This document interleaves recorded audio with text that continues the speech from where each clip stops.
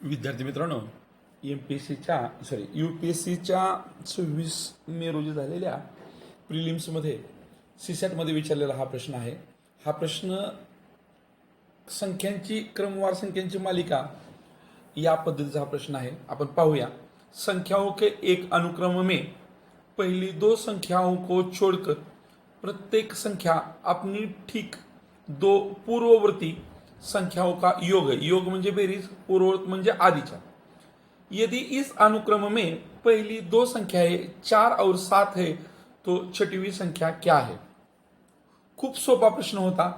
फक्त यासाठी बेसिक माहीत असणं गरजेचं होतं. आपण इथं 6 संख्यासाठी 6 डॉट घेऊया. 3, 4, 5 आणि 6. इथं पहिल्या दोन संख्या आपल्याला दिलेल्या आहेत, त्या आपण लिहून काढूया, 4 आणि 7.